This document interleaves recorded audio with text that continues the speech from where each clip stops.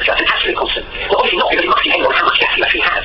So what we can say is that pressure times volume divided by temperature is equal to the number of atoms that there are in the gas times an absolute constant.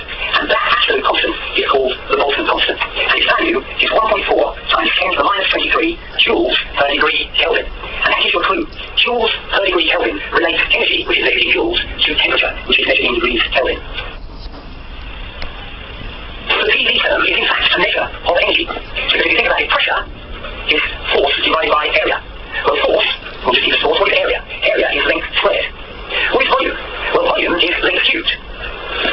And that means the pressure is a unit of force times length. But what is force times distance? Well, that's work, or energy. So that then, PV is force times length, and that equals an energy term. So just to say pressure is force over area, pressure times volume is force over area times a volume term, and that means that PV is force times length, which is an energy or work term. And so basically, when we get PV over T equals NK, we can rewrite that as PV equals NKT, and PV is an energy term, so NKT had better be an energy term. What that really means is that since N is the total number of atoms, that very roughly speaking, KT is the energy per atom. Now in fact, of course, it won't be the energy of every single atom, since the atoms are constantly bumping into one another and changing and sharing momentum and kinetic energy. So in fact, of course, there will be a distribution of energies. But the average energy will be, per atom, will be KT. And so on average, we can say that the energy of each atom is KT. Now let's get to the number problem, black body radiation. What is a black body? Well, essentially, a black body could be a box. And it's a box which does not reflect electromagnetic radiation. That means that any electromagnetic radiation that comes along is absorbed. And generally, that means you have to paint a box black, and they won't reflect the radiation, it will absorb it. A black body does not reflect electromagnetic radiation, it absorbs it. Now, you can't keep on absorbing it, because if it did, then the energy in those waves would heat up the internal part of the box, and you would get into a situation where that box got hotter and hotter, and the room outside got colder and colder, and that would be a violation of the second law of thermodynamics, which essentially says that heat cannot itself pass from one body to a hotter body. So what happens is that once that box gets into what's called thermal equilibrium with the room outside, which for all practical purposes means once it's at the same temperature, then as much radiation of electromagnetic waves that goes in will also cause radiation to come out. And so the black body box becomes a radiator. Energy goes in the form of electromagnetic radiation, and it comes out. Now you might wonder whether perhaps the radiation simply goes in and comes out. But in the days of classical physics, this is before quantum mechanics was known, scientists were at least aware of molecules and atoms. Just exactly what they were, they didn't know. But they knew they existed, and they knew that electromagnetic radiation interacted with atoms and molecules. In the mind of the scientists, what they did was that when an electromagnetic wave hit an atom, it caused it to oscillate or vibrate, rather like a spring that is oscillating backwards and forwards. And in doing so, it was generating electromagnetic radiation. We now know, of course, that what is actually happening is that the atom, which consists of a small nucleus with orbiting electrons, we now know that what happens is that the photon comes in, transfers its energy to the electron, and promotes the electron to a higher energy orbit. But then that electron wants to get back to a lower energy state, and so it falls back down again at a later time, and in doing so, it emits a photon of energy, which will exactly equal the energy between the outer orbit and the inner orbit. But that's what we know now. That wasn't known to the scientists at the time. However, people like James Clerk Maxwell, who has done so much to bring electricity and magnetism together, knew that a charged particle which is accelerated will generate an electromagnetic wave. Indeed, that's the way the television pictures are produced. There is a television aerial, and by accelerating electrons up and down, by having an alternating voltage on either end of the aerial, causes the electrons to accelerate up and down. And as they accelerate, they produce electromagnetic radiation, usually at the UHF level. And that's called the carrier wave. And the television signal is contained within that carrier wave. And when you get to your television, the television simply strips off the carrier wave and leaves the signal, which then becomes your television picture. And that principle was known in the time of James Clerk Maxwell, well before quantum mechanics was developed. So what was assumed was that you had a black body, the radiation came in the form of electromagnetic waves, but it interacted with an atom in the gas in the middle of the black body, or indeed with the walls of the black body, set that atom into some kind of vibration, and that vibration would generate the electromagnetic radiation which would come out. But what would be the wavelength of that electromagnetic radiation? Well, as far as scientists at the time were concerned, it could be any wavelength in light. It would just depend on what oscillations the atoms were doing, and that could be anything. So if you were to plot the intensity of that radiation against the wavelength, you might expect that you get a straight line. Intensity, incidentally, is just a measure of power, and power is essentially energy divided by time. So intensity is an energy measure. And you might think that since the atoms are capable of developing any wavelength electromagnetic radiation, that the intensity of all that radiation would be the same. Experimentally, however, it has been found that if you plotted the intensity of the radiation that you got against the wavelength, you got a graph that looks a bit like this. This would be for a very high temperature. If the temperature were lower, it would look like this. And if the temperature were lower still, it would look like this. And the thing to notice about this graph is that as the temperature goes down, the peak at wavelength goes to the right. In other words, the wavelength increases as the temperature decreases. And second, you'll notice that in all cases the graph goes up and down on either side of the maximum. This, for example, could be the visible light region of the electromagnetic spectrum, whereas this might be the infrared region of the electromagnetic spectrum. And that accords with our everyday experience. For example, when you put on an electric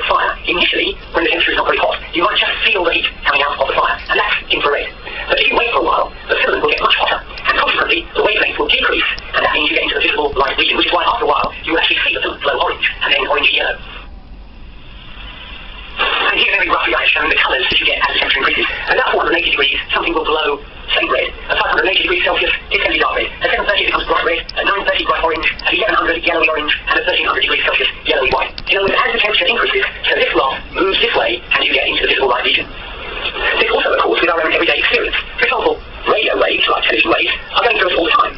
But no effect, we don't notice them. Whereas infrared radiation, like something coming out in your sleep on a fire before you can see it. You can feel it. You feel warm, there's an energy there. Visible light, you can see. Ultraviolet, if you stay long enough, will burn you. A lot more energy. X-rays will go right through you. If you're exposed to too many, that can be very dangerous. What is happening here? All these electromagnetic radiation are simply increasing in frequency as we go that way, which means that they are increasing frequency. This way they're increasing in wavelength. But we notice that as you go in this direction, they also increase in energy.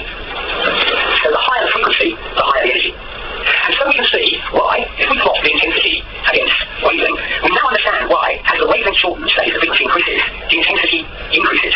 That much we can now understand. But our question is, why is it that it turns around and does that, when what we would expect is that it would just carry on like that? In other words, what we theoretically expect is this line here, which means that as you get to shorter and shorter wavelengths, higher and higher frequency, the intensity just keeps growing. And since this was kind of the visible light region, then here, in the ultraviolet rays region, or here, in the X-ray region, the intensity ought to be even greater. Now, let's just say that thank goodness it isn't, because if it were, when you sat in front of an electric fire, not only would you get the heat here, not only would you get the light here, but you would be absolutely flattened by the ultraviolet and X-ray radiation. And that is called the ultraviolet catastrophe. Because if it happened, and it doesn't, but if it did, it would be a genuine catastrophe.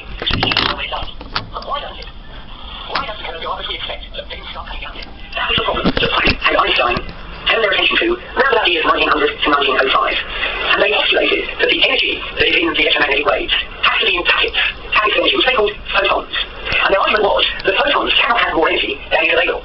So how much energy is available? Well, we worked that out before. We showed that the energy is phase constant times T for any given atom. And therefore the argument is that you can't give a photon more energy than the average of kT, or what we now know quantum mechanically is, if you've got an electron in an orbit around the nucleus, here's the electron, here's the nucleus.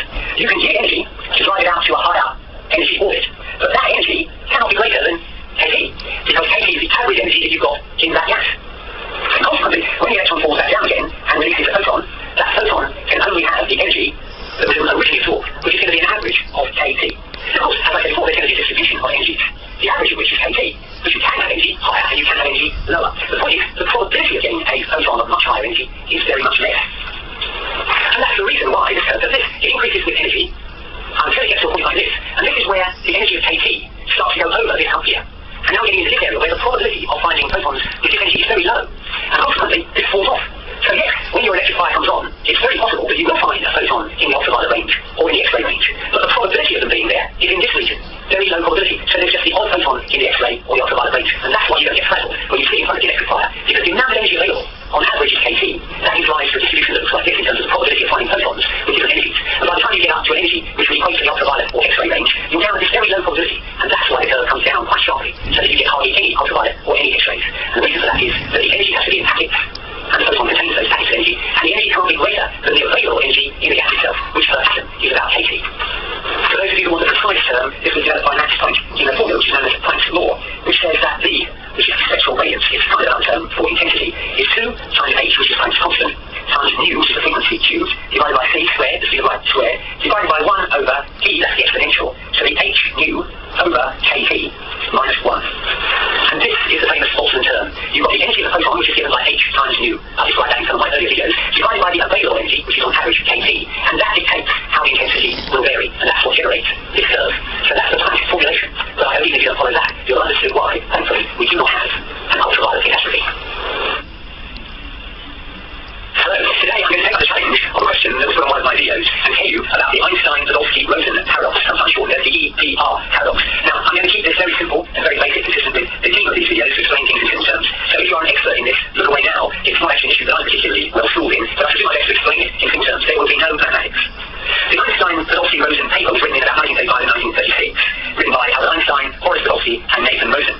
And essentially, they were challenging whether quantum mechanics had got it right. At the time, quantum mechanics was about 10 years old. I suppose you could say that the originator of quantum mechanics was de Broglie, who had postulated that particles, like electrons, could also be regarded as waves, and that they would have a wavelength given by lambda equal to Planck's constant h divided by the momentum, which for an electron would be its mass multiplied by its velocity. And that he postulated in 1924. It was a radical suggestion because it made the notion that particles, which always been thought of as matter, could somehow be thought of as waves. And it was Davison and Germer who subsequently showed that you could get diffraction patterns from electrons, and you can only get diffraction patterns from waves.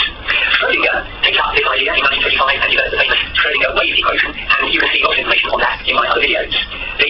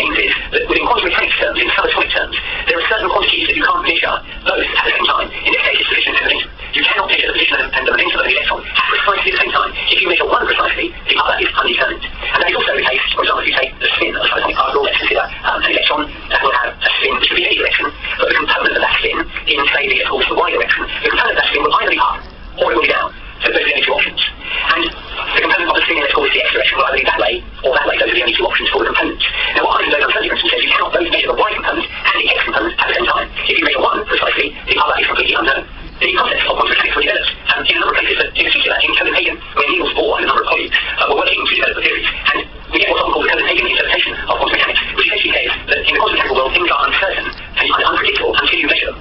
Particles have a wave function. Now, it's important to make this clear that we're not saying that lots of electrons become a wave. We are saying that every individual electron is itself described by a wave function. And it was Max Born, who had the honour of also being the grandfather of Olivia Newton-John, who made the postulation that if you take the wave function and square it, or more accurately, if you take the wave function multiplied by its complex conjugate, that was a representation of the probability of finding the particle at that point. So if this is a graph of the wave function against position x, then the wave function squared gives the probability of finding the particle at x. But you have no way of knowing where that particle is. You only know what the probability of it being at a particular place is until you measure it. And when you measure it, if you find the electron is, for example, here, you actually locate it at that point, then what the Copenhagen interpretation says is the wave function collapses. What they mean by that is you can no longer have a wave function because the wave function is essentially describing the probability of finding the electron at any of these points. But you know where it is, you just found it, it's here. So they can no longer be a wave function, it collapses into a single point because that's where the electron is. Now, a further consequence of the Copenhagen interpretation was that if you get two particles that essentially derive from one common source, that they're always called entangled, that is quantum entanglement. So if, for example, you have, let's say, some energy, and out of that energy you get air reduction, let's say you get an electron and a positron produced from energy on the principle of E equals mc squared. What energy you can create mass and mass. Then what the Copenhagen interpretation says is that that electron and that positron will be entangled. This means that the properties of one will influence the properties of another. Let's give an example. We usually say that the electron moves across to the laboratory run by Alice, and the positron moves across to the laboratory run by Bob. And they are each going to measure the electron or the positron spin on the, let's say, the y-axis. Remember that was here. So we're going to measure the coordinate of the electron spin or the positron spin along the y-axis. And remember that can either be up or down, but there's absolutely no way in quantum mechanical terms of knowing in advance what it's going to be. You can measure it, but you cannot predict it. Now the point is that if Alex measures the spin of the electron and finds that the spin is up in the y direction, then it must follow, because of the entanglement, that the spin of the positron in the y direction will be down. And that has been experimentally verified. The two particles are in some way linked, so that if you find that this is up, then this one will be down. Or if that happens to be down, that will be up. You have no way of knowing what they will be before you measure them, but as soon as you measure that one, you know what that one will be. And the reason for that from the Copenhagen interpretation is that when you've got one system producing two particles, they do not have an individual wave function. In fact, they have a shared wave function. And what the Copenhagen interpretation says, essentially, that this is a superposition of wave functions. These two particles contribute to one overall wave function. And that's the reason why they are entangled. And that's the reason why you can have this certainty that if one of them is found to have an upspin, the other will have a downspin. Now let's consider, if you have the same situation, also again, we have something like maybe energy, and it gives rise to an electron and a positron, and it goes to the labs of Alice and Bob. And Alex measures the spin of the electron in the y direction and finds that it's up. It could be down, but let's just assume that it's up. She had no way of knowing that before she did the experiment. But it turns out that it's up. We know that therefore when Bob does the measurement, he will find that it is down. But let's suppose that Bob doesn't do that experiment. Instead, he measures the spin of the electron in the x-axis. Now, it can either be that way or that way. But if he were to find out that it were, he did the experiment, and he found out, for example, that it was that, he would also know from Alice's experiment that the coordinate in the y direction would have to be down. And that would mean that he would know both the y direction and the x direction coordinates. But according to Heisenberg, he can't, because that's the uncertainty principle. You cannot know both the y coordinate and the x coordinate at the same time. What that means, therefore, is if Alice measures the y coordinate of this electron, Bob can measure the y coordinate of this positron, but he can't measure the x coordinate of that positron, because if he did, he would then be able to know both the y and x coordinates, and according to the Copenhagen interpretation, that's not allowed. So here's the Einstein-Podolsky-Rosen paradox. How does that positron know what is happening over here in Alice's laboratory? If Alice doesn't measure the y component of this electron, Bob is entirely able to measure the x component of this positron. But if Alice measures the y component of this electron, Bob won't be able to measure the x component of that positron. How do these two particles know what's going on? Well, there are two possible explanations. One is that the two particles are somehow communicating with one another instantaneously. And this could be across the whole universe. We don't know what's going to happen to these two particles. They can fly off and travel enormous distances. But the implication of quantum entanglement is that each is keeping in touch with the other to make sure that what is happening to one has a consequential effect to what's happening on the other. But that would mean that information would have to be transmitted instantaneously, that is, faster than the speed of light, and that breaks the rules of special relativity. The other alternative option is useful. That somehow when these two particles are born, when they are created, they have a kind of form of algorithmic DNA. They have some information within them. It's called the Higgs hidden variables. They have information embedded within them that will govern their behaviour such that they always act in a way that is, as it were, complementary. But my word, they have an awful lot of information hidden away inside them to govern every single eventuality that might happen to them. They have no way of knowing when they're made what interactions they can have with other particles. For example, a positron probably won't live for more than a fraction of a second before it meets yet another electron. And when it meets that electron, it will annihilate and form energy again. How does that electron here know that its entangled partner no longer exists, and therefore there is no need for any entanglement? Either through instantaneous communication, which seems impossible because it would seem travelling faster than the speed of light, or through some kind of hidden variables or DNA embedded in each particle, which seems highly unlikely because A, it would mean that you would have a huge amount of information embedded, and B, you have no way of knowing what the future holds in terms of interactions with other particles. So that's the paradox. How do we know? How does one particle know what's going on? Unless, of course, each particle knows what is happening to every other particle in the universe at all times. Now that's not as bad as it sounds, because that is in essence what the Pauli exclusion principle says. In my video on atomic physics, I showed that the Pauli exclusion principle says that no single particle You cannot have two electrons that have the same four quantum numbers, or we say are in the same quantum state. So, for example, I showed that if you have two hydrogen atoms coming together to form a hydrogen molecule, each of them will have a ground state called the 1s level. Each of them will have a ground state. But as they come together, those states will have to separate so that they are at a slightly different energy level in order to obey Pauli's exclusion principle that says you cannot have two electrons in precisely the same state. And I also showed that when it came to copper, for example, where you will have billions of atoms and therefore billions of electrons in the outer orbital, which is the 4s1 orbital, that when you've got all those, these are all individual